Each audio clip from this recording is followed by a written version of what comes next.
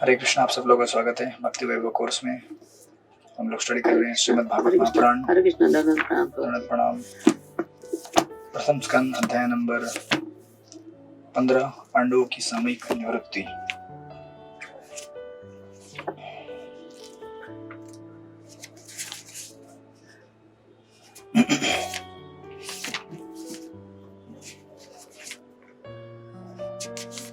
तो हम लोग आई थिंक लास्ट टाइम श्लोक नंबर 13 सॉरी 13 तक पहुंचे हैं। 12 हुआ था प्रभु जी और अभी 13वां आज से शुरू। ओके।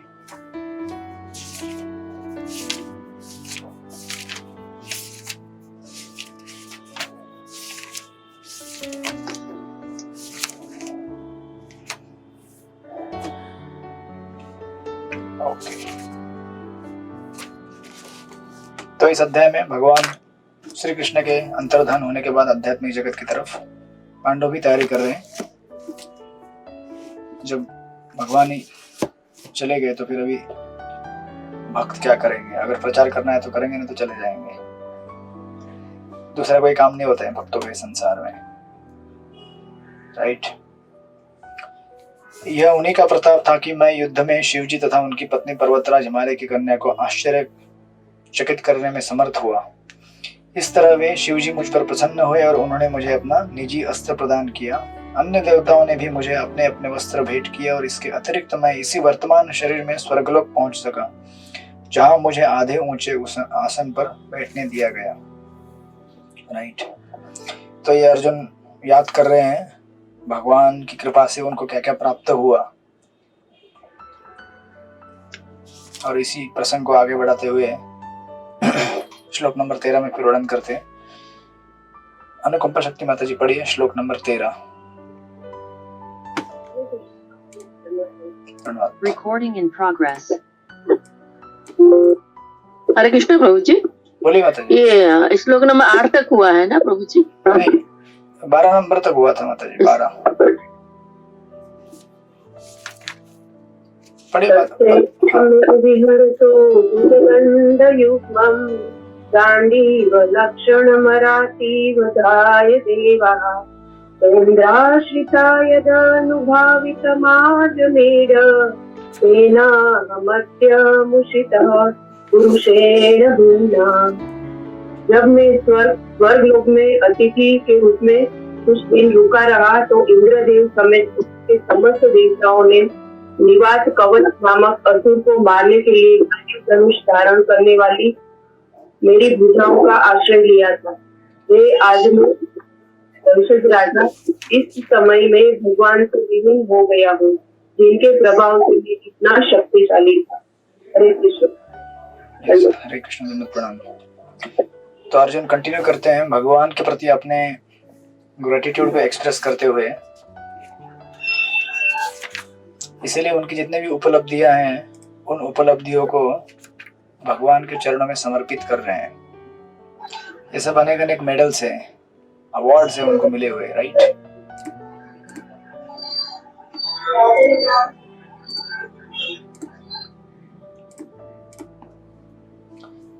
जैसे देवताओं के लिए उन्होंने युद्ध किया था, राइट। ये जो इस श्लोक में बताया हुआ है, प्रभुपाद परपड़ में लिखते हैं स्वर्गलोक के देवता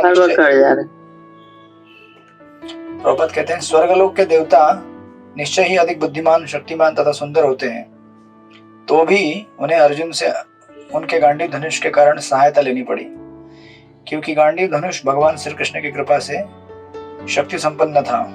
भगवान सर्वशक्तिमान है और उनकी कृपा से शुद्ध भक्त उनकी इच्छा के अनुसार शक्तिमान हो सकता है, जिसकी कोई सीमा नहीं होती है, राइट।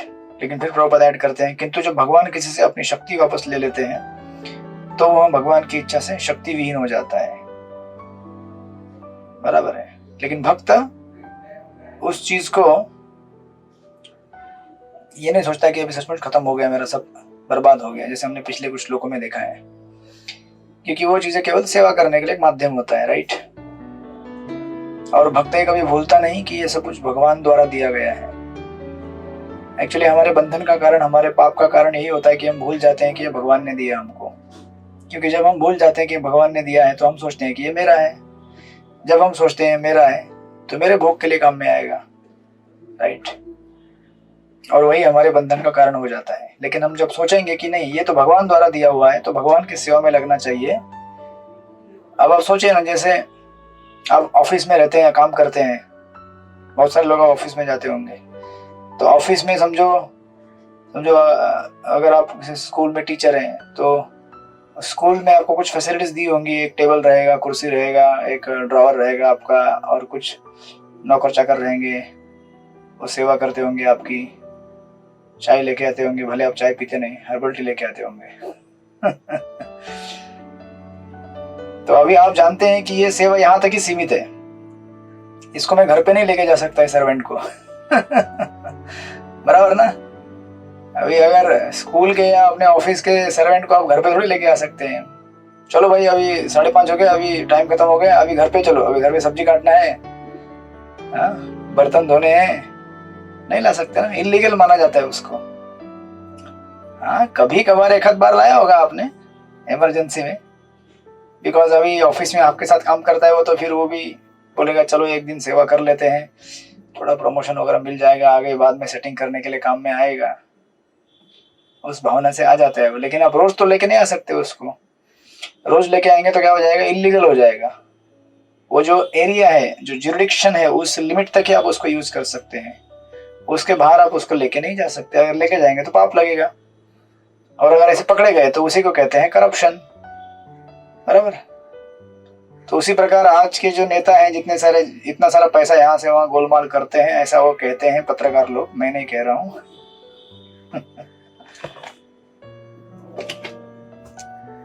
तो बहुत सारा पैसा, करोड़ों करोड़ों रुपया यहाँ से वहां होता है। अब पैसा गवर्नमेंट ने दिया है, किस लिए दिया है? सरकार में पब्लिक के लिए काम करने के लिए दिया है, बराबर। अगर आप वो निजी इस्तेमाल में लाएंगे तो आपने पाप कर दिया गवर्नमेंट के प्रति, और उसकी आपको सजा मिलेगी, बराबर है। तो जो पैसा जिसके लिए दिया है उसी के लिए इस्तेमाल करना पड़ता है, आप अपने निजी इसके लिए इस्तेमाल नहीं कर सकते उसे। उसी प्रकार जो सुविधाएं भगवान ने हमको दी है, एक्चुअली देखा जाए तो हमारा पूरा एग्जिस्टेंस ही बना हुआ है भगवान की सेवा करने के लिए, और वही भूलने की वजह से हमारे जीवन में कष्ट और दुख आते हैं। क्योंकि जो अपराधी होता है उसे सजा होती है, जो चोर होता है उसे दंड भुगतना पड़ता है। तो हम में से बहुत सारे लोग संसार में अपने आप को भगवान समझते हैं, और भगवान द्वारा दी हुई वस्तुओं को भोगने की कोशिश करते हैं इलीगली, बिना उसको प्रसाद बनाए। एंड दैट्स व्हाई हम लोगों को कष्ट झेलना पड़ता है उसके लिए। और अर्जुन जैसे जो भक्त हैं वो हमेशा रिकॉग्नाइज करते हैं, एक्नॉलेज करते हैं कि आपकी कृपा से ही हमें सब कुछ मिला हुआ है। और ये केवल बोलने के लिए नहीं होता है, भाषणबाजी नहीं है ये, एक्चुअली फील कर रहे हो। हम में से बहुत सारे लोग हो सकते हैं लेक्चर दे दे, भाषणबाजी कर ले, लेकिन हमारी परीक्षाएं तो तब होंगी जब हमारे सामने वो प्रसंग आएंगे, राइट। तो he is grateful to Krishna. एक श्रील प्रभुपाद का एक पास टाइम है, एक बार श्रील प्रभुपाद एक व्यास पूजा के टाइम में बहुत सारे शिष्य उनको ग्लोरीफाई कर रहे थे, प्रभुपाद के चरणों को वंदन कर रहे थे व्यास पूजा में। तो अभिषेक होता है, प्रभुपाद के बारे में बहुत सारी चीजें सुंदर सुंदर बोल रहे थे। जैसे हम व्यास पूजा में, अभी भी श्रील प्रभुपाद की व्यास पूजा हम लोग श्रील प्रभुपाद को ग्लोरीफाई करते हैं, बराबर। अब जब एक्चुअली प्रभुपाद जब प्रेजेंट थे वहां पे, तो कितना ग्लोरिफिकेशन होता होगा, विचार कीजिए आप। आज के तथाकथित नेता लोग आप देखेंगे, कोई रैली करते हैं, ये करते हैं, वो करते हैं, तो कितने लोग उनके आसपास इकट्ठा हो जाते हैं ग्लोरीफाई करने के लिए उनको। किसी का बर्थडे रहेगा तो कितने होर्डिंग और बोर्डिंग लगते हैं रास्ते पे, देखा होगा आपने। जिसको आप कभी देखे भी नहीं होंगे उसको वहां देख लेते हैं और समझ जाते हैं, ओ ये नेता है क्या, ओ अच्छा। आपको जानने की जरूरत नहीं पड़ती, अच्छा ये नेता है। अभी पोस्टर किसके लगते हैं, नेता के लगते हैं। बर्थडे रहेगा तो आपके और मेरे थोड़ी लगेंगे, बराबर। तो खैर, तो श्रील प्रभुपाद का व्यास पूजा हो रहा था, तो एक डिवोटी उनको फैन कर रहे थे श्रील प्रभुपाद को एक साइड से। तो श्रील प्रभुपाद कुछ बोल रहे थे, तो उन्होंने डॉक्यूमेंट किया अपनी मेमोरियल में। वो भक्त ने वो बोले थे कि श्रील प्रभुपाद हल्के से बोल रहे थे भगवान कृष्ण को, वो बोल रहे थे, कृष्ण को बोल रहे थे, just see Krishna how your dog is being worshipped. Just see Krishna how your dog is being worshipped. तो अभी इसका हिंदी में अनुवाद करेंगे तो आप बोलेंगे यार ये तो नम्रता का एकदम अल्टीमेट पिनाकल है ये, देखो देखो भगवान आपके अभी कुत्ता एक पालतू व्यक्ति रहता है, राइट। तो ऑफकोर्स भगवान का अभी भक्तिवरण ठाकुर बोलते हैं, हमारे आचार्य कहते हैं कि कंठी माला हमारा बेल्ट है, कुत्ते का बेल्ट रहता है, राइट। ये कंठी माला बेल्ट है। अब चाहे वो कितना पुराना हो या नया हो, आखिर जिसको बेल्ट लगे वो कुत्ता तो अपनी पोजीशन में रहता है ना। ऐसा नहीं होता कि कुत्ते को बेल्ट लगा दिया तो वो घर का मालिक बनता है, ऐसा नहीं होता है ना। क्या होता है कुछ ऐसा, बेल्ट लगाने से ऐसा नहीं होता कि आप फिर उसको आपके साथ बैठ के खिलाते पिलाते हैं, नहीं ना। उसको अपना अपना जगह रहता है, अपना पोजीशन रहता है, you don't mix with him. तो ऑफ कोर्स भगवान के शुद्ध भक्तों की तुलना और हम सब की तुलना is compare to the dog of the Lord. भगवान के हम कुकुर हैं, भक्तवरण ठाकुर कहते हैं तुम्हारा कुकुर। वैष्णव को बोलते हैं कि हम आपके कुकुर हैं। तो प्रभुपाद का ह्यूमिलिटी देखिए, श्रील प्रभुपाद कैसे बोल रहे हैं। जब हमारा आपका कभी ग्लोरिफिकेशन कोई करेगा तो आप बोलेंगे ऐसा, देखो देखो गोपीनाथ आपके कुत्ते की कितनी तारीफ की जा रही है। आप बोलेंगे इसमें मुझे अपमानजनक लग रहा है यार, मैं अपने आप को कुत्ता बोल रहा हूँ। ह्यूमिलिटी का एडवांस लेवल इसे कहते हैं। और ये श्रील प्रभुपाद किसे कह रहे हैं, खुद से बात करें, कृष्ण से कह रहे हैं। और एक भक्त सुन रहे कान लगा के, जो फैन कर रहे थे ना बाजू में, चामर कर रहे थे, उनको सुन रहे हैं। ओ प्रभुपाद ऐसे सोच रहे हैं। जैसे प्रभुपाद को एक बार बोला था एक भक्त ने कि प्रभुपाद बोले थे कि माया मुझे कुछ भी नहीं कर सकती, आई विल किक माया को मैं लात मार के भगा दूंगा। प्रभुपाद बोले हैं, हम लोग नहीं बोल सकते। फिर अनदर टाइम भक्तों ने देखा प्रभुपाद एकदम प्रेयर कर रहे हैं भगवान से, एकदम दर्शनार्थी के टाइम में एकदम व्याकुल होकर, ऐसे व्याकुल मतलब ऐसे एकदम इंटीमेटली। तो भक्त बोले कि प्रभुपाद आप इस तरह से प्रेयर क्यों कर रहे हैं, आप तो बोले कि माया आपका कुछ भी नहीं बिगाड़ सकती है। प्रभुपाद बोले इसीलिए तो ना, देख रहे हो ना, इसीलिए माया कुछ नहीं बिगाड़ सकती है। ये ऐसे प्रेयर करके हम करते हैं, नम्र होते हैं भगवान के सामने, तभी तो माया कुछ नहीं कर सकती, तभी तो कॉन्फिडेंटली बोल सकते हैं कि माया कुछ नहीं कर सकती। कॉन्फिडेंस कहां से आता है? कॉन्फिडेंस हमें अपने ऊपर नहीं है, कॉन्फिडेंस हमें भगवान के ऊपर है, भक्तों के ऊपर है कि वो हमें बचाएंगे, इज़न्ट इट? अपने ऊपर क्या कॉन्फिडेंस रहेगा हमारा? हमारे अपने ऊपर कोई कॉन्फिडेंस नहीं है। कॉन्फिडेंस भगवान के ऊपर है, वो हमें बचाएंगे, भक्त हमें बचाएंगे, राइट। तो श्रील प्रभुपाद इस तरह से अपने ग्लोरिफिकेशन को भगवान का ग्लोरिफिकेशन मान रहे। मेरा ग्लोरिफिकेशन नहीं है, ये भगवान का है। जब पुत्र की स्तुति की जाती है तो ज्यादा कॉलर टाइट किसका होता है? समझो अगर किसी बच्चे का अगर MBBS में फर्स्ट रैंक आया, या फिर JEE क्या क्या आप करते हैं वो एंट्रेंस एग्जाम वगैरह वगैरह, या फिर बड़े एग्जाम में UPSC MPSC क्या क्या होता है, बड़ा रैंक आए तो बच्चे से ज्यादा फुदकने वाले पिताजी रहते हैं। कॉलर टाइट करके, देखा मेरा बच्चा है वो। भगवान भी वैसे ही है, मेरा भक्त है वो। और भक्त भी बोलता है हाँ भगवान का ग्लोरिफिकेशन है, मेरा ग्लोरिफिकेशन नहीं है। भगवान ग्लोरीफाई हो रहे हैं, मैं ग्लोरीफाई नहीं हो रहा हूँ, राइट। तो इसलिए हमें हमेशा ये अपना चेतना को भगवत भक्ति में लगाए रखने के लिए हमें हमेशा अपना अपवर्ड और डाउनवर्ड कनेक्शन दोनों याद रखना चाहिए। दो कनेक्शन हमारे, upward and downward. Upward connection भगवान के साथ, डाउनवर्ड कनेक्शन भक्तों के साथ। ये दो सपोर्ट की वजह से हम जो भी हैं आज। ऊपर से भगवान आशीर्वाद देते रहते हैं और दूसरी तरफ नीचे से भक्त बोलते हैं टिके रहो। कभी कभी लगे त्रिशंकु है क्या हम लोग? ऊपर से भगवान ऊपर आने नहीं देते क्योंकि शुद्ध भक्त नहीं बने हैं, और नीचे से भक्त भक्ति से बाहर जाने नहीं देते। बोलते नहीं प्रभु आपको चैंटिंग करना ही पड़ेगा, हरे कृष्ण कृष्ण कृष्ण हरे हरे, हरे राम राम राम हरे हरे। लगता आपको कभी ऐसा त्रिशंकु बन गया हम लोग? त्रिशंकु पता है ना आप लोग? विश्वामित्र मुनि ने उनको स्वर्ग भेजने का प्रयास किया था, इंद्र बोले कि इनके पास तो उतना पुण्य है नहीं, इनको ऊपर नहीं लेके आ सकते, तो उसको उधर ही ऊपर ही लटका दिया। इधर से ये प्रेशर मारते थे, वो ऊपर से इंद्र प्रेशर मारते थे, बीच में लटक गए वो उल्टे, और उनके मुख से राल टपकी तो उससे एक नदी निकल गई, नदी बनी उससे। तो हमें भी कभी लगेगा यार हम लोग भी त्रिशंकु बन गए, नीचे से भक्त प्रेशर मारते रहते, ऊपर से भगवान बोलते अंदर नहीं आने का, अंदर नहीं आ सकते, अंदर नहीं आ सकते, राइट। लेकिन यहाँ पे कॉन्टेक्स्ट ये है कि ऐसे टिके रहना चाहिए हमें, ये पोजीशन अच्छा है हमारा, अगर लटके रहेंगे भक्ति में तो भी अच्छा है, भौतिकवादी बनने से अच्छा है।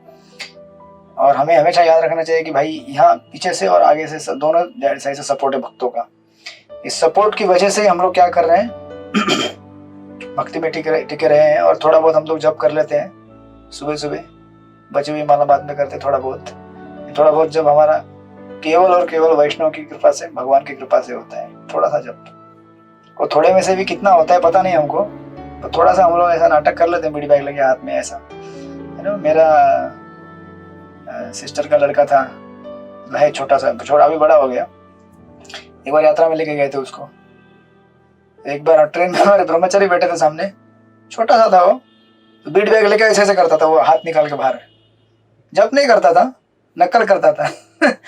भाई इतना बड़ा बीट बैग, उतना छोटा हाथ उसका, इतना सा वो उंगली निकाल के बाहर ऐसे ऐसे करते हैं ना हम लोग, झटका मारते हैं वो माला अटक जाती है, तो ऐसे ऐसे करता था। हमारे ब्रह्मचारी बता रहे थे, बोले यार तुम्हारा भांजा तो एकदम आगे जाके बहुत बड़ा प्रचारक बनने वाला है। बोला लेकिन माला करने वाला होना चाहिए, वो खाली बीट बैग घुमाने वाला नहीं। ऐसे राइट, तो ठीक है, थोड़ा नाटक कर लेते हैं, भगवान भी सोचेंगे कि नाटक करते करते एक दिन इसको थोड़ा सा एक बूंद दे देते हैं भक्ति का नाटक करना अच्छा है, बाहर का भौतिक नाटक करने से अच्छा है ना। तो श्रील प्रभुपाद लिखते हैं यहाँ पे अंतिम ये लाइन सुंदर, किंतु जब भगवान किसी से अपनी शक्ति वापस ले लेते हैं तो वह भगवान की इच्छा से शक्ति विहीन हो जाता है। लेकिन भक्त सोचता है, जैसे पिछले हम बार देखे थे, कि शक्ति जब तक जरूरत है, नहीं जरूरत है तो क्या हुआ, मेरा बीट बैग मेरे साथ है।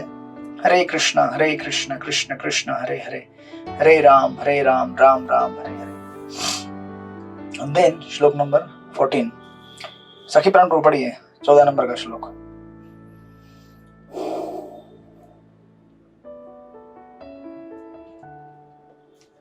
हरे कृष्ण। तो ये सॉरी कौन से चैप्टर का है, ये कंफ्यूज हूँ मैं पूरा। ये हमारे 15वें अध्याय का 14वां श्लोक, 15.14। ठीक है, आप तब तक श्लोक ढूंढिए, फिर नेक्स्ट आपको पढ़ने के लिए बोलेंगे।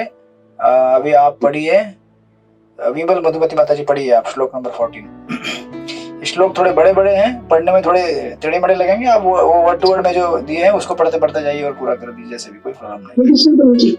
प्रणाम। पांडवा कुरु बलात् अनंत पारम एको रथेन तत्रेऽहं तीर्ये सत्वं प्रत्याहृतं बहुधनं च मया परेषां तेजास्पदं मणिमयं च हितं शिरोभय। कौरवों की सैन्य शक्ति उस समुद्र की तरह थी जिसमें अनेक अजय प्राणी रहते थे। फलते वह दुर्लंघ्य थी, किंतु उनकी मित्रता के कारण मैं रथ पर आरूढ़ होकर उसे पार कर सका। यह उन्हीं की कृपा थी कि मैं गौओं को वापस ला सका और बलपूर्वक राजाओं के तमाम मुकुट एकत्र कर सका जो समस्त तेज के स्रोत रत्नों से जटित थे। हरे कृष्ण प्रभु जी। तो यहाँ पे 2 युद्धों का वर्णन किया गया है। एक तो पहला कुरुक्षेत्र का युद्ध है, जहाँ पे कौरवों की सैन्य शक्ति की तुलना अनंत सागर से की गई है। यह आपने कहाँ देखा होगा, 9वें अध्याय में गया थी वो श्लोक, जहाँ पे भीष्मदेव बोलते हैं या फिर कुंती महारानी बोलती है, किधर तो दोनों सेक्शन में एक, कि ऐसा कुंती महारानी बोलती है, राइट। चित्रलेखा सखी माता जी, याद अगर आपको आ रहा हो तो कुंती महारानी बोलती है, राइट, कि भीष्मदेव बोलते हैं, दोनों में से कोई तो बोलते हैं। तो ऐसा वहाँ सेम काइंड ऑफ वर्णन वहां पे आया था कि ऐसा समुद्र कौरवों का जो पार करने के लिए सबसे कठिन था, जहाँ बड़े बड़े मच्छी बैठे हैं। इनकी जो तुलना है, भीष्म द्रोण कर्ण, इनकी तुलना बड़े बड़े मच्छी लोगों से की गई है। बड़े बड़े मच्छे, शार्क, व्हेल और तिमिंगल जैसे बड़े बड़े, जिनको क्रॉस करना नामुमकिन था। फलतः वह दुर्लभ थी, अजय प्राणी रहते। अजय मतलब क्या, जिनके ऊपर कभी विजय प्राप्त नहीं कर सकते। राइट। कितना भी बड़ा योद्धा हो, लेकिन अगर पानी में अगर आपका सामना इन बड़े बड़े मछलियों से हो जाए, शार्क हो या फिर व्हेल या फिर बड़े बड़े, ऐसे तो हमने कभी देखे नहीं है जो समुद्र के अनेक गहराई में रहते हैं, वो तो कभी साइंटिस्ट लोग ढूंढ भी नहीं पाएंगे। उनको अगर हम सामना करेंगे तो नहीं उनको सामना कर सकते, राइट। फलतः वह दुर्लभ थी, किंतु उनकी मित्रता के कारण मैं रथ पर आरूढ़ होकर उसे पार कर सका, राइट। जो रथ था भगवान जिसको संचालित कर रहे थे, उस रथ में बैठकर चलना बहुत ही आसान था मेरे लिए, राइट। तो हम लोगों को भी कभी भी लगेगा ऐसा कि भौतिक जगत एक बड़े भयंकर समंदर के समान है, जिसमें बड़े बड़े डिजायर्स हमको रोज ओवर पावर करते हैं। बड़ी बड़ी समंदर की बड़ी बड़ी लहरें, मतलब बड़ी बड़ी भयानक इच्छाएं भोग और त्याग की। कभी एकदम त्याग नहीं चाहिए संसार कुछ भी, कभी इतना भोग कि बाबा सब छोड़ छाड़ के केवल खाते पीते ही रहेंगे, एंजॉय करते रहेंगे, राइट। लेकिन अगर हम कृष्ण कॉन्शियसनेस रूपी अगर बोट में सवार हैं, जिसका संचालन भगवान श्री कृष्ण और श्रील प्रभुपाद स्वयं करते हैं और चैतन्य महाप्रभु, आपने देखा होगा ना श्रील प्रभुपाद को सपना आया था बोट का, जब अमेरिका जा रहे थे तो भगवान के सारे अवतार उस बोट को चला रहे थे, राइट। और प्रभुपाद उस बोट में बैठे हुए हैं और उनको लेके जा रहे हैं अमेरिका सब लोग प्रचार करने के लिए। तो हमारा भी ऐसा ही जीवन है, हम सबको सारे भक्त और आचार्य और भगवान मिलकर इस बोट से क्रॉस करा रहे हैं भौतिक जगत को। हमें बस बोट में रहना है, लड़ाई झगड़ा नहीं करना है, नहीं तो बोट से डिस्क्वालीफाई करके निकाल भी सकते हैं। बोट में बने रहिए, राइट। तो ये पहला वर्णन है इसका कुरुक्षेत्र की युद्ध भूमि का, जिसका वर्णन यहाँ पे किया है। और दूसरा वर्णन है विराट के राज्य में जब भगवान पांडव रह रहे थे उस समय के युद्ध का वर्णन है विराट के किंगडम में। प्रभुपाद परपट में लिखते ही हैं आई थिंक यहाँ पे, या इसी प्रकार जब पांडव विराट के महल में अज्ञातवास कर रहे थे तो कौरवों ने राजा विराट से झगड़ा मोल लिया और उनकी बड़ी तादाद में गोवे हर ली।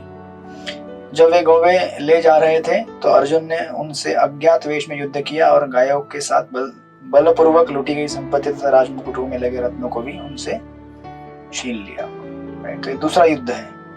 इस प्रकार अर्जुन कह रहे हैं कि ये जितने भी सारे युद्ध लड़े गए उन सारे युद्धों को जीतने का श्रेय और क्रेडिट भगवान श्री कृष्ण को जाता है। प्रभुपाद अंतिम लाइन में लिखते हैं, अर्जुन स्मरण करने लगे कि यह सब भगवान कृष्ण की ही कृपा से संभव हो सका, राइट। कितना एडवांस्ड लेवल है सोचिए भक्ति का। भक्ति में एडवांस होना मतलब क्या? भगवान को याद करना, उसे कहते हैं स्मर्तव्य सततम विष्णु। भगवान को जो याद करता है हमेशा वो एडवांस है भक्ति में। तो अभी ऐसा नहीं हो सकता कि हमारे जीवन में हमेशा अच्छी घटनाएं होंगी, सब कुछ पीसफुल रहेगा, नहीं। जैसे वेदर रहता है वो हमेशा थोड़ी ना एकदम अच्छा रहता है, कभी क्लाउडी हो जाएगा, स्टॉर्मी हो जाएगा, बिजलियां कड़कड़ाएंगी, तूफान आएगा। उसी प्रकार हमारे जीवन भी ऐसे ही रहता है, कई बार तूफान आएंगे, भयंकर बिजलियां कड़केंगी, गड़गेंगी, जो भी है, और उस समय भी हमें भगवान को याद करना होता है।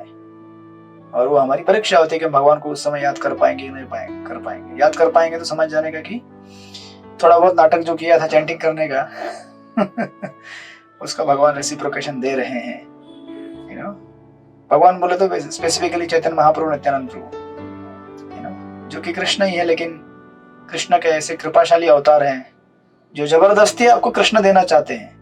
आप नहीं चाहो तो भी बोलते हैं नहीं मैं देना ही चाहता हूँ। जैसे हमारे बुक डिस्ट्रीब्यूटर रहते हैं ना कुछ बुक डिस्ट्रीब्यूटर लोग ऐसे रहते हैं, अरे भाई नहीं चाहिए तो भी ले लो। एक बार मुझे याद है एक कहीं तो मेला लगा था इधर महाराष्ट्र में, हम लोग गए थे बुक डिस्ट्रीब्यूशन के लिए। ऐसा कुछ तो बड़ा वारकरी संप्रदाय का कुछ तो था, उधर कार्यक्रम चल रहा था, विठल रुक्मिणी का मंदिर था। तो मैं ऐसे एक हनुमान जी के मंदिर के बाहर हमने स्टॉल लगाया था, मैं बैठा था वहां पे।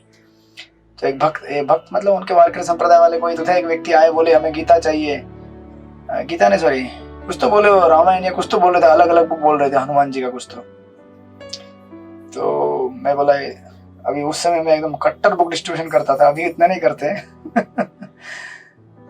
तो मैं बोला कि इनको तो गीता देके रहना है, राइट। आखिर प्रभुपाद के परपोर्ट्स है जिसको इन्हें पढ़ना है। बाकी कोई भी जीवन की बुक पढ़ ले। तो मैं बोला कि देखो हनुमान जी ना, अरे ये देखो यहाँ पे बुक के कवर पेज पे ना झंडा लगा हुआ है, देखो ये रथ के ऊपर, इसमें हनुमान जी बैठे हैं।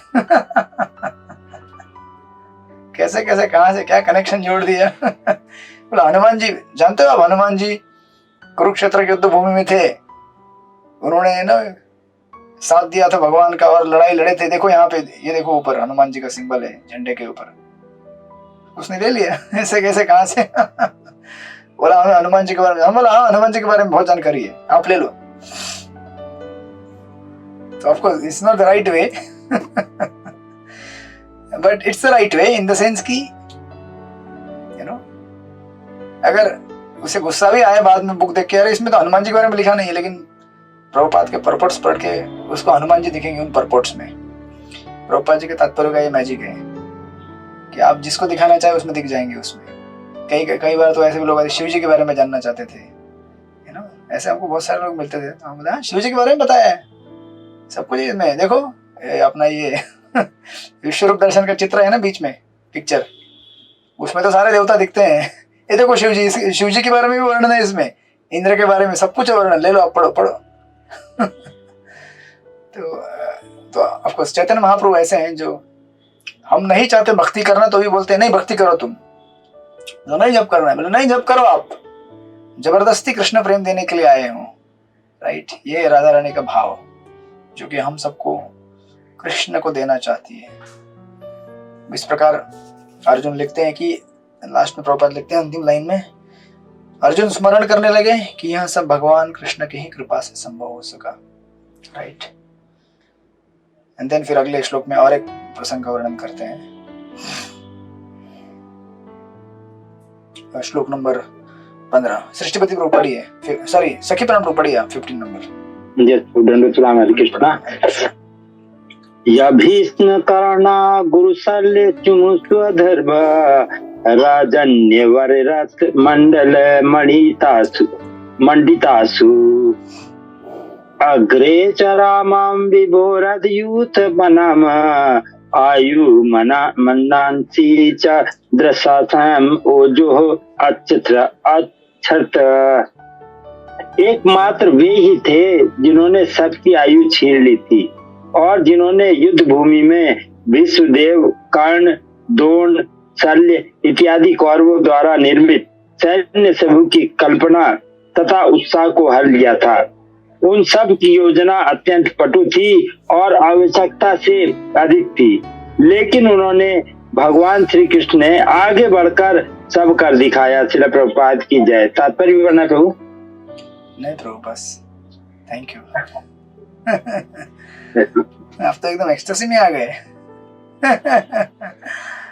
पढ़ लीजिएगा बाद में, हम पढ़ भी सकते थे लेकिन अपने पास समय थोड़ा कम ही रहता है, इसीलिए क्या करें, आप सब लोग बहुत बिजी हैं सेवाओं में, प्रचार में, और मैं भी आपके साथ साथ लगा हुआ हूँ यहाँ वहाँ, तो हम लोग कैसे तो मैनेज कर लेते हैं भक्ति वैभव क्लास हमारा, जो कि अध्याय नंबर 15 चल रहा है फर्स्ट कैंटो का।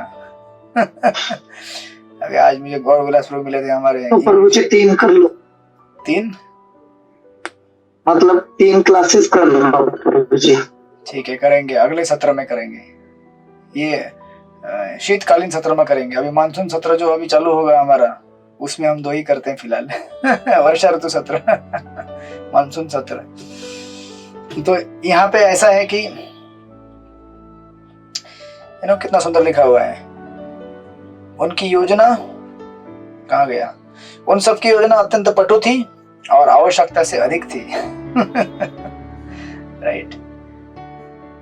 कई गुना सैन्य था कौरवों का पांडवों से, लेकिन उन्होंने यानी कि भगवान श्री कृष्ण ने आगे बढ़कर यह सब कर दिखाया।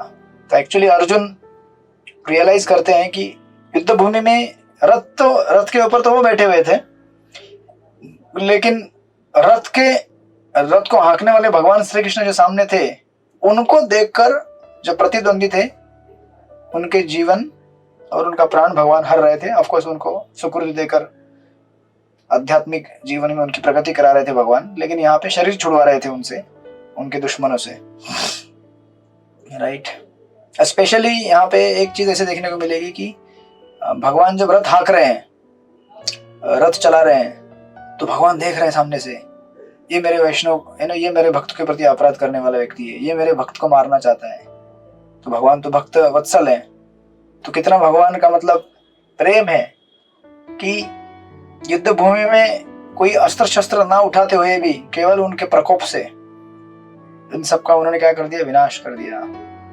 जो सामने जैसे जैसे रथ बढ़ रहा था, उनके सामने से वैसे वैसे वो लोग आ रहे थे जो पांडवों का द्वेष कर रहे थे, पांडवों से ईर्ष्या कर रहे थे, पांडवों को मारना चाहते थे, और उनको देखकर भगवान क्रुद्ध हो रहे थे कि ये मेरे भक्त को मारने के लिए आ रहा है, ये मेरे भक्त को तकलीफ पहुंचाना चाहता है, मैं उसको छोड़ूंगा नहीं। और एक जगह वर्णन आता है महाभारत में, एक्चुअली चैतन्य को कहते हैं कि बब्रुवान जो कि घटोत्कच के पुत्र हैं,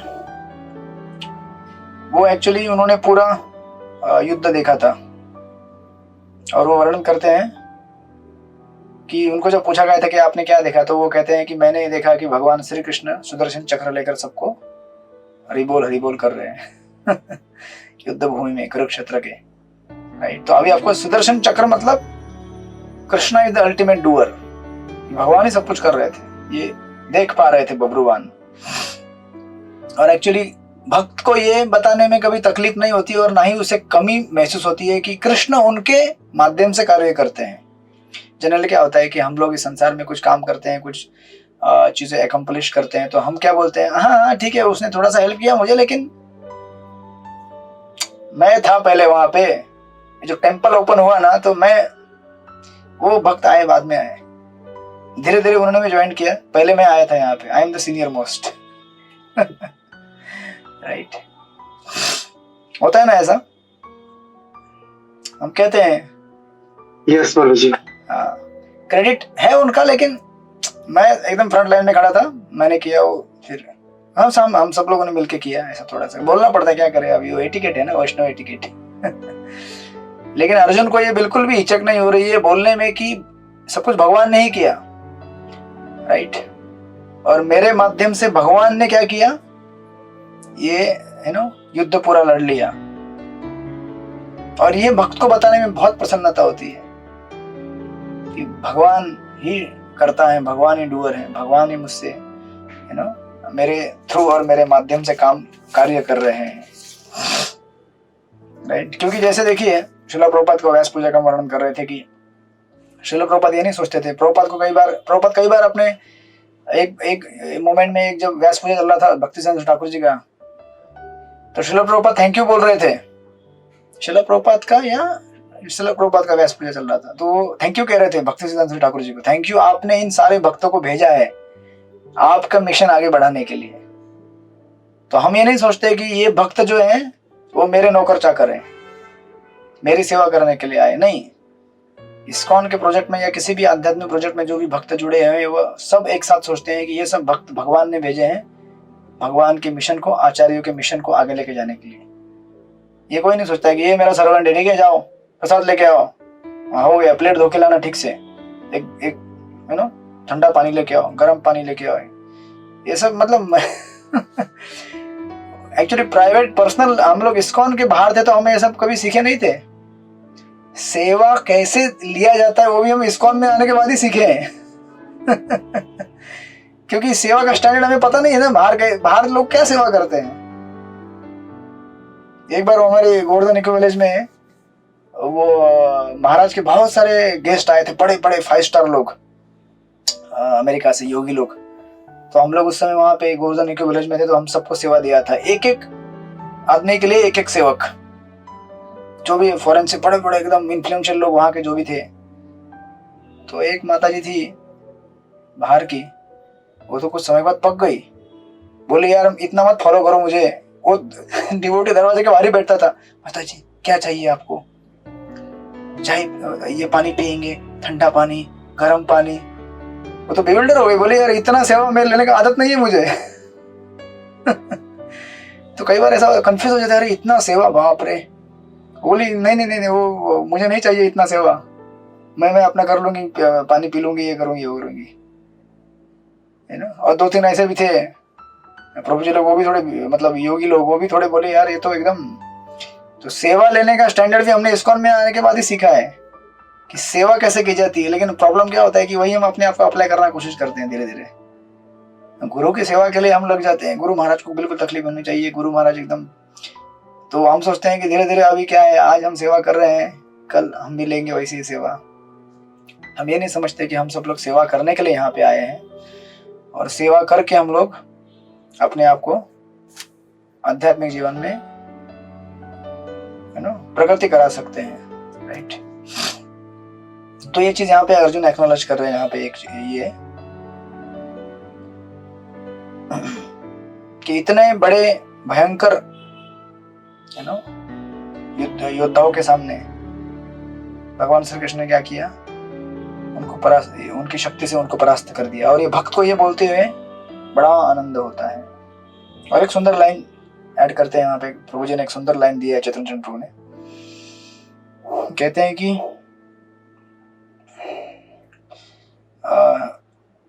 we won't get inflated when we get success। जब हमें जीवन में यश मिलता तो हम क्या हो जाते हैं, फूल जाते हैं, इन्फ्लेटेड, फूल जाते हैं, नहीं फूलते। हम सब लोग अभी क्या है, संसार में फूली हुई है, हम सब हवा में उड़ ही रहे हैं, बलून हमारे। हमें लगता है कि हमने सब कुछ अकम्प्लिश कर लिया लाइफ में, हम सेटल हो गए हैं, जीवन में कुछ कष्ट है नहीं हमारे, सब कुछ परफेक्ट चल रहा है, हमारा बलून आकाश में उड़ रहा है, right? Inflated when we have success, but next line प्रभु जी सुंदर ऐड करते कहते हैं कि we won't get deflated when we get failure। But क्या होता है कि जब जीवन में हमारा कभी कभी कुछ फेल्यूर आता है, तनाव आता है, कष्ट पहुंचता है, वो तो आता ही है, कितने भी अब सक्सेसफुल रहे नहीं रहे, जो भी रहे, जैसे भी रहे, तो हमारा बलून पट हवा निकल जाती है उसमें से। बट लेकिन प्रभु जी ऐड करते हैं कि अगर हम किसी एक पर्टिकुलर आध्यात्मिक पोजीशन में पहुंच गए हैं, उससे हम नीचे नहीं गिरेंगे, अगर हम कनेक्टेड रहेंगे तो भगवान से, right. We won't get inflated when we get success, we won't get deflated when we get failure if we stay connected। प्रभु जी कैसे बहुत सारे लाइंस रहते हैं इंग्लिश में, बहुत अच्छा वो राइमिंग वर्ड्स मैच करके जोड़ते हैं। तो हम अगर भगवान से कनेक्टेड रहेंगे, तो जितनी भी नेगेटिविटी हमारे आसपास आएगी, कभी कभी हो सकता है कि कुछ नेगेटिविटी आए हमारे आसपास, जो कि हमेशा बाय डिफॉल्ट आएगी इस भौतिक जगत में, उससे हम प्रभावित नहीं होंगे अगर हम भगवान से कनेक्टेड रहेंगे। एट द सेम टाइम अगर सक्सेस मिलेगा तो उससे भी प्रभावित नहीं होंगे अगर हम भगवान से कनेक्टेड रहेंगे, क्योंकि हम देख पाएंगे कि ये सब भगवान की कृपा से हो रहा है, राइट। इसलिए यहाँ पे प्रॉपर परपोर्ट की फर्स्ट लाइन में लिखते हैं, भगवान श्री कृष्ण घट घट व्यापी अपने परमात्मा अंश से सभी के हृदय में विस्तार करते हैं, और इस तरह स्मृति, विस्मृति, ज्ञान, बुद्धिहीनता तथा मनोवैज्ञानिक कार्यकलापों में सबों का निर्देशन करते हैं। परमेश्वर होने के नाते वे जीव की आयु को घटा बढ़ा सकते हैं। इस तरह भगवान ने अपनी योजना के अनुसार कुरुक्षेत्र युद्ध का संचालन किया, राइट।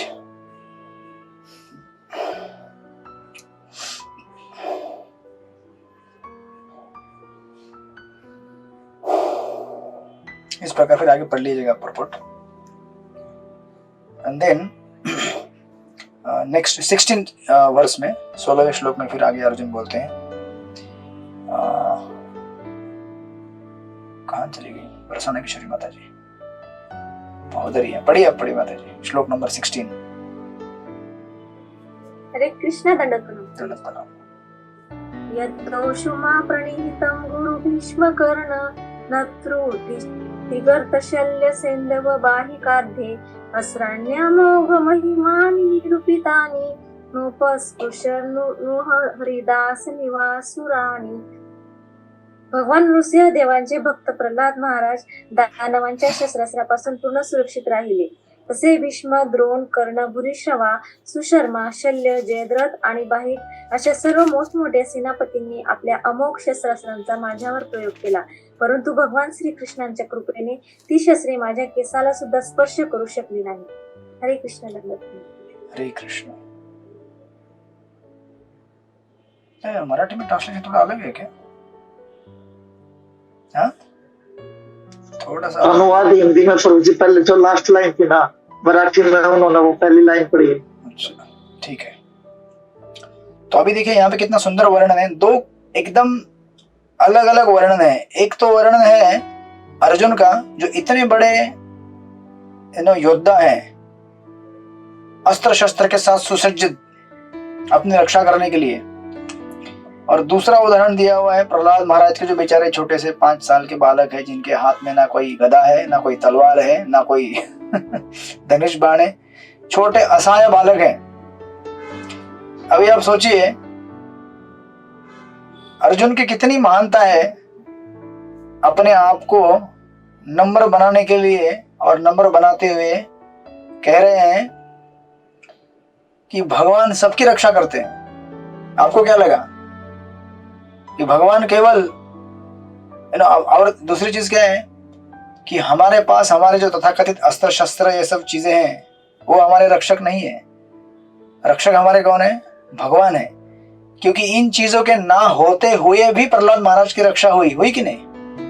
प्रहलाद बेचारे छोटे असहाय बालक थे, लेकिन भगवान ने उनका भी रक्षा किया, और भगवान ने मेरा भी रक्षा किया, जो इतना बड़ा मिलिट्री जनरल था, मेडल और अस्त्र शस्त्र लेकर वहां पे युद्ध कर रहा था।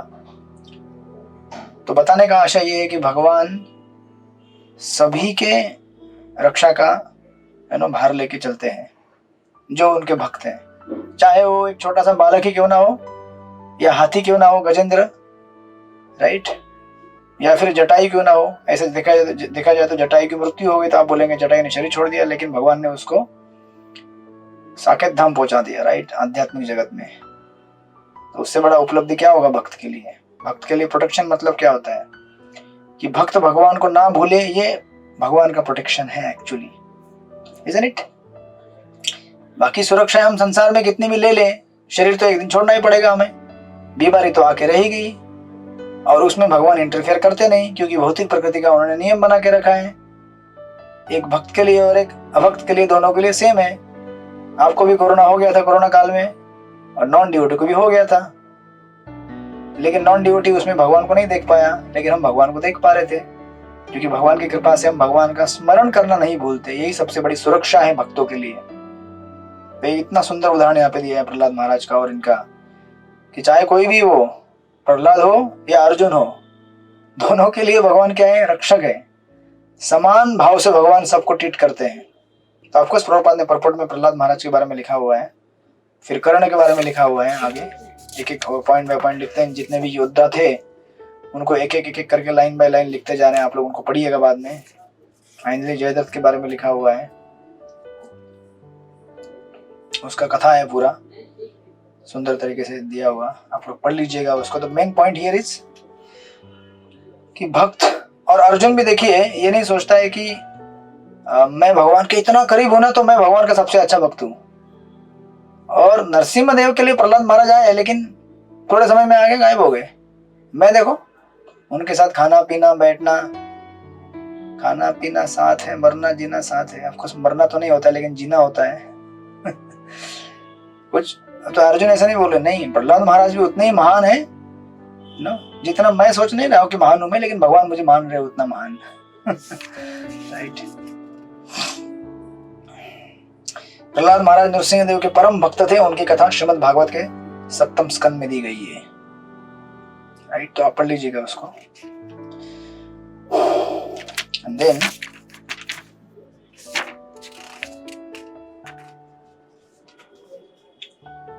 श्लोक नंबर 17 या 17 सृष्टिपति रूप पढ़िए, 17 नंबर का श्लोक। हरे कृष्णा। दूसरी दंडवत प्रणाम।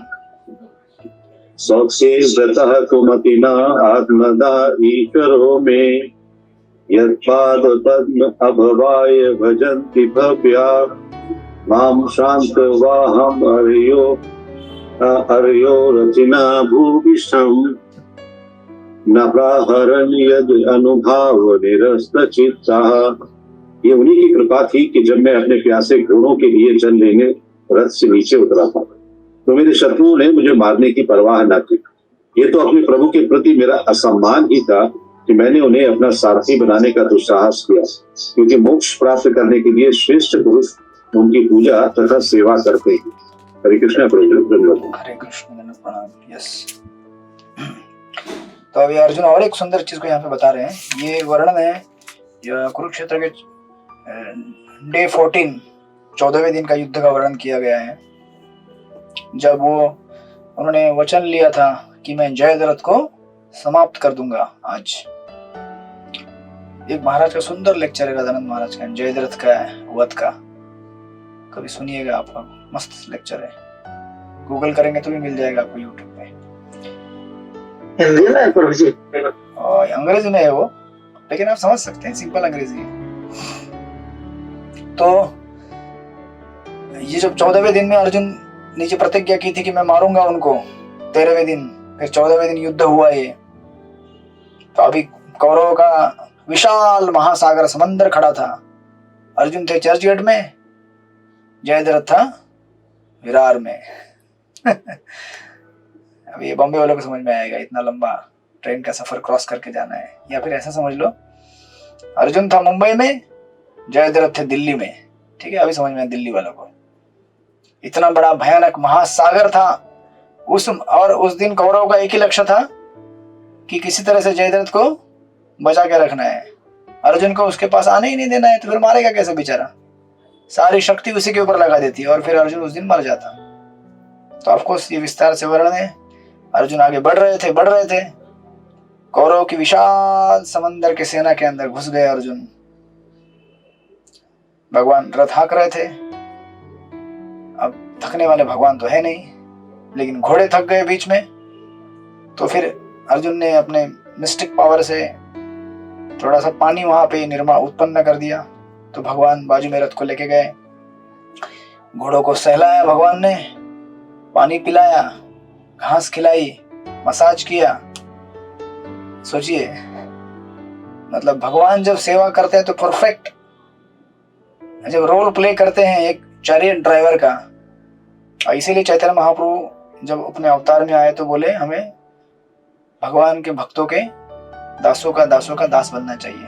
तो भगवान श्री चैतन्य महाप्रभु ये बोलने के पहले ये सिद्ध करके जा चुके थे इस जगत से। भगवान श्री कृष्ण के भक्त अर्जुन है और अर्जुन के भक्त उनके घोड़े हैं जो उनकी सेवा कर रहे हैं, और उसके सेवक बन गए भगवान। सर्वेंट ऑफ सर्वेंट, दास दासानुदास। इसलिए महाप्रभु को बोलने में हिचक नहीं हुई, क्योंकि अपने पूर्व अवतार में उन्होंने पहले से दिखा दिया था, दासों का दास बनकर। राइट।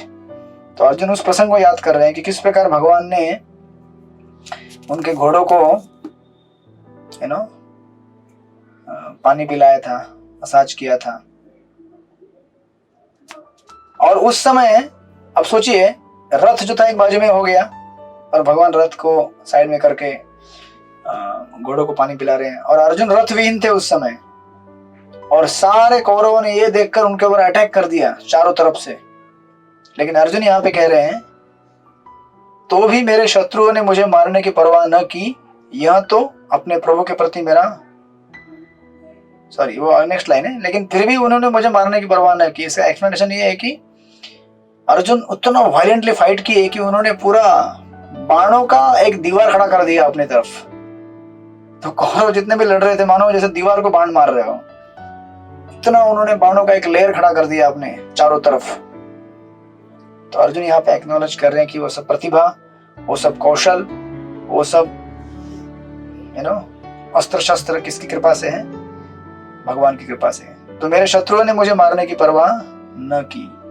राइट। जैसे क्रिकेट में कभी आपने देखा होगा, जब कम ओवर रहते हैं और कम, अभी क्रिकेट देखने मत जाइएगा, कुछ गेंदें बाकी होती हैं और विकेट एक दो ही बचा रहता है और रन भी कम रहते हैं और जीत सकते हैं बैट्समैन वाले। तो क्या करते हैं कि बैट्समैन रहेगा, उसके पूरे इर्द गिर्द पूरे के पूरे लोग खड़े हो जाते हैं, विकेट पूरी फील्डिंग लगाकर। जनरली फील्डर कोई बाउंड्री पे रहेगा, कोई स्लिप में खड़ा रहेगा, कोई विकेट कीपर रहता है, कोई दूर खड़ा रहता है, लेकिन सब लोग ऐसा होता है जैसे मानो वो बैट्समैन को खा जाएंगे उधर। और कुछ बैट्समैन तो उसी को देख के ही वहीं पानी हो जाते हैं, अरे बाप रे, अभी बैट थोड़ा भी घुमाऊंगा तो बॉल लग गया तो आउट ही हो जाऊंगा मैं तो। ऐसा पूरा फील्डिंग लगा के अगर रख दिया, तो भी अगर बैट्समैन ने एकदम जोर से छक्का लगा दिया अगर आगे आकर, तो फिर वही काम अर्जुन कर रहे हैं यहाँ पे। क्या पता उनको कलयुग में लोग मेरी तुलना किस से करेंगे। कलयुग के बेचारे भ्रमित जीव क्या करें, अभी दूसरा कोई तुलना देने के लिए उदाहरण यहाँ पे परफेक्ट मिला नहीं, लेकिन यही उदाहरण परफेक्ट बैठा है यहाँ पे कि क्रिकेट में जैसे फील्डिंग लगाते हैं वैसे फील्डिंग लगा के पूरा अटैक कर रहे थे कौरव चारों तरफ से, लेकिन फिर भी उसको भेद कर अर्जुन अपने आप को प्रोटेक्ट कर पाए। राइट, इस कृपा किसकी वजह से? भगवान की कृपा से है। प्रभुपाद एक चीज यहाँ पे लिखते हैं, आपको फर्स्ट पैराग्राफ में प्रभुपाद सिद्धांत समझाते हैं। भगवान श्री कृष्ण निर्विशेषवादियों तथा भगवत भक्त दोनों के द्वारा समान रूप से आराध्य हैं। तो आप पढ़ लीजिएगा प्रॉपर्ट। लेकिन नीचे सेकंड पैराग्राफ में प्रॉपर लिखते हैं, युद्ध भूमि में जल का अभाव सर्वविदित तथ्य है। जल वहां दुर्लभ रहता है और पशु तथा मनुष्य दोनों ही युद्ध क्षेत्र में निरंतर श्रम करते रहने से प्यासे हो उठते हैं और प्यास बुझाने के लिए जल की आवश्यकता पड़ती है। विशेष रूप से घायल सैनिक तथा सेनापति मृत्यु के समय अत्यधिक प्यासे हो उठते हैं और कभी कभी ऐसा होता है कि जल न मिलने के कारण ही विवश होकर मृत्यु हो जाती है। लेकिन कुरुक्षेत्र के युद्ध में पानी के अभाव की भूमिका भेदन करके पूरा कर गया। राइट, भगवान की कृपा से किसी भी स्थान को भेद करके जल आसानी से प्राप्त किया जा सकता था यदि वहां भेदन करने की सुविधा हो। आधुनिक प्रणाली भी भूमि के भेदन के सिद्धांत पर कार्य करती है, फिर भी आज के इंजीनियर आवश्यकता पड़ने पर तुरंत खुदाई करने में समर्थ नहीं हो पाते। प्रभुपाद अपने अंदाज में। लेकिन इतिहास से पता चलता है कि पांडवों के काल में अर्जुन जैसे बड़े बड़े सेनानायक घोड़ों को तुरंत जल पिला सकते थे। मनुष्य की तो बात ही क्या, जैसे गंगा, जैसे इनको भी पानी पिलाया था ना भीष्मदेव को अंत के उनके क्षणों में। वे तीक्ष्ण बाणों से पृथ्वी की कठोर सतह को भेद कर ही नीचे से जल निकाल सकते थे। यह विधि आधुनिक वैज्ञानिकों को आज भी अज्ञात है। सो लाइक दैट अर्जुन भगवान के इन कृपाओं को और उनकी भक्ति को याद कर रहे हैं। इसे कहते हैं कृष्ण कॉन्शियसनेस, कि जीवन में कोई भी पल आए, सुख का हो या दुख का हो, लेकिन भगवान को याद करें। सुख में भगवान को याद करें कि भगवान ने सब कुछ हमें दिया, भगवान की कृपा से मुझे मिला है। और दुख में याद करें भगवान की कृपा से ही सब कुछ था, और अभी अगर गया है तो किसी उद्देश्य के लिए गया है मेरे जीवन से, वो उनकी कृपा मेरे पर अभी भी बनी हुई है। आखिर जीवन का उद्देश्य क्या है? उनको याद करना है, चाहे संपत्ति हो या विपत्ति हो। जब हम उन्हें याद करेंगे वही सबसे बड़ी संपत्ति है हमारी, उनकी याद, उनको रिमेम्बर करना। हरे कृष्णा कृष्ण कृष्ण हरे हरे, हरे राम राम राम हरे हरे। तो ठीक है, हम कल देखेंगे फिर इसको आगे बढ़ाते हुए श्लोक नंबर 18 से आगे। हरे कृष्ण। श्रील प्रभुपाद की जय। श्रीमद् भागवत महापुराण की जय। तो प्रश्न मैंने दिए नहीं है, आपके प्रश्न देता हूं मैं। अभी यहाँ पे किसी को कुछ पूछना है तो पूछिए, अगर बाकी लोग जाना है जा सकते हैं, आप फ्री हो गए हैं। कल दे दो। हाँ यस, हरे कृष्ण प्रभु जी, धन्यवाद आपके चरणों में आपके चरण जी। बहुत ही अच्छा लेक्चर था, समझने के लिए बहुत प्रयास किया है और बहुत आसान था, इजी था आज का लेक्चर। और जी मेरा एक प्रश्न अलग से है, इस लेक्चर से संबंधित नहीं है। मैं बस यही पूछना चाहता हूँ कि जैसे मैंने भक्ति शास्त्री भी कर लिया, भक्ति वैभव भी करने लग रहा हूँ, गायत्री दीक्षा भी हो गई, पर आज तक मुझे श्लोक उच्चारण करने नहीं आते कि कैसे श्लोक उच्चारण करना चाहिए, ये तो आती नहीं। और मैं इतना आगे बढ़ने लग रहा हूँ। मेन चीज है हमें श्लोक उच्चारण करना भगवान की सेवा के लिए, तो कैसे सीखे? भगवत गीता भागवतम के कोई से भी नहीं आते। प्रयास कीजिए, अगर जम सकता है तो। ऐसा नहीं कि सबको जम सकते हैं, मैं भी बहुत ये हो जाता हूँ, अटक जाता हूँ। मुझे भी उसका पूरा संधि विच्छेद करके पढ़ना पड़ता है, ब्रेक करके। तो कोई बात नहीं, आखिर हमें श्लोक का मर्म समझना होता है। जब भगवान गीता में कहते हैं ददामि बुद्धि युगम तम येन माम उपैन्ति थे, जब मैं आपको बुद्धि देता हूँ, तो बुद्धि हमें केवल श्लोक पढ़ने के लिए नहीं चाहिए, श्लोक अप्लाई करने के लिए भी चाहिए जीवन में, है ना। कभी कभी लोगों को ऐसा लगता है कि भक्ति में ज्ञान और वैराग्य, मतलब वो आपने श्लोक पढ़ा होगा, वासुदेव भगवती भक्ति योग प्रयोजित ज्ञानम चाहिए हेतुकम, राइट, पढ़ा होगा ना आपने द्वितीय अध्याय में। तो भक्ति में ज्ञान मतलब क्या? भक्ति में ज्ञान मतलब ये नहीं कि मैं बहुत सारे श्लोक सुंदर तरीके से पढ़ सकता हूँ या मेमोराइज कर सकता हूँ। कर सकते हैं तो बहुत बढ़िया है, और we appreciate and we recommend. लेकिन सबसे बढ़िया चीज है कि ज्ञान मतलब भगवान आपको ज्ञान देंगे कि माया क्या है, कृष्ण क्या है, इसका भेद करने के लिए, उसको कहते हैं ज्ञान। तो प्रयास कीजिए आप, मैं भी लगा रहता हूँ, प्रयास करते रहता हूँ। पढ़ सकते तो अच्छा पढ़ सकते हैं, अदरवाइज कोई बात नहीं। भक्ति की एडवांसमेंट के लेवल आपकी इसके ऊपर निर्भर नहीं करते कि आप कितना अच्छा श्लोक पढ़ पाएंगे। लेकिन उस श्लोक को कितना अच्छा अप्लाई कर पाएंगे उसके ऊपर निर्भर करती है। प्रभुपाद के पास्ट में आपको याद रहेगा, प्रभुपाद के कुछ भक्त पढ़ रहे थे श्लोक और उनका अच्छा उच्चारण नहीं हो रहा था, तो हमारे यहाँ के जो हिंदू लोग हैं वो बोले थे कि अरे कैसे श्लोक पढ़ने में नहीं आता है। तो प्रभुपाद बोले कि कोई बात नहीं, उनका अगर प्रोनाउंसिएशन ठीक नहीं है तो क्या हुआ, उनका रिनंसिएशन देखो कैसा है। 4 नियम पालन करते हैं, 16 माला करते हैं, सुबह सुबह उठकर जप करते हैं, भगवान को भोग लगाकर ही प्रसाद खाते हैं, यू नो। तो renunciation is important then pronunciation. अगर प्रोनाउंसिएशन अच्छा कर पाए बहुत बड़ी अच्छी बात है, करने का प्रयास करना चाहिए, साथ में उसको अप्लाई करने का प्रयास करना चाहिए ज्यादा करके। ठीक है काशीनाथ प्रभु, हरे कृष्णा। प्रभु जी एक प्रश्न हो प्लीज, इस लेक्चर से संबंधित भी है। प्रभु जी जैसे गुरु की अगर वो कुछ सेवा करने के लिए जाते हैं तो मन में क्या भाव होके जाना चाहिए, बस ये। और कौन से ग्रुप की? अपने गुरु महाराज की। अच्छा, गुरु महाराज की सेवा की अगर जाते हैं तो क्या भाव होना चाहिए उस समय करते हो? आपने तो भाव ऑलरेडी प्राप्त कर लिया है, शायद आप मुझे याद दिलाना चाहते हैं। मैं तो अपने गुरु महाराज की भी ऐसे कभी भी पर्सनल सेवा करने गया नहीं आज तक। मतलब आपको ये सेवा भी पर्सनली है, जहाँ बैठा हूँ मैं, ये पुस्तकों का गोदाम है यहाँ पे, एवरीथिंग इज पर्सनल। तो अभी आपको मैं क्या समझा सकता हूँ, आप इतने सीनियर हैं, समझे हुए हैं। आपको सृष्टिपति प्रभु बताएंगे इसका उत्तर। बताइए सृष्टिपति प्रभु, क्योंकि सृष्टिपति प्रभु लगे रहते हैं सेवा में दिन रात। प्रभु जी दासता का भाव होना चाहिए, बस दासता का भाव रखेंगे तो कभी कोई दूसरा भाव आएगा ही नहीं अंदर। भाव नहीं खाएंगे फिर, नहीं तो भाव खाते रहते हैं हम लोग। ठीक है ना काशीनाथ प्रभु।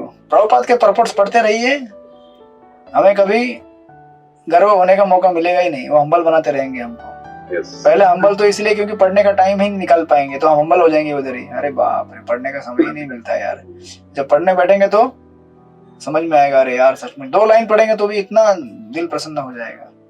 बेसिकली सर्वेंट एटीट्यूड, सेवा भाव, दास का भाव रहना चाहिए। जैसे प्रभु जी कह रहे हैं कि हम सेवा के, हम नौकर हैं गुरु। और कभी कभी ऐसा हो सकता है कि गुरु महाराज की पर्सनल सेवा करेंगे तो आपको थोड़ा अलग स्पेशल फीलिंग आएगा, एक अलग, आपको ऐसा लगेगा कि मेरा एक अलग हाथ आ गया इधर से, अलग एक 2 एक्स्ट्रा हाथ आ गए, मैं अभी चतुर्भुज बन गया हूँ।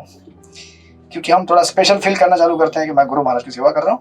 बाकी भक्त तो अपने अपने सेंटर में लगे हुए हैं, झाड़ू पोछा करते हैं इधर उधर जड़ मंदिर में। मैं तो गुरु महाराज की सेवा कर रहा हूँ पर्सनल, ऐसा भी हो सकता है। तो इसलिए इससे बचना चाहिए, सावधान रहना चाहिए कि हमें अहंकार नहीं आए। इसलिए हमें अपने गुरु महाराज की वाणी सुनते रहना चाहिए। एक्चुअली एक बहुत सुंदर पास टाइम था, मैं कल बताऊंगा आपको, मुझे याद कीजिएगा।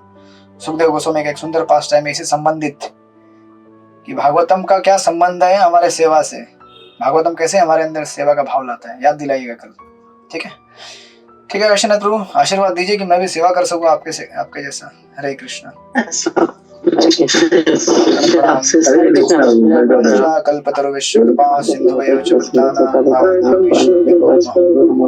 कोटि वैष्णव की जय, श्रील प्रभुपाद की जय, गुरु महाराज की जय। हरे कृष्णा।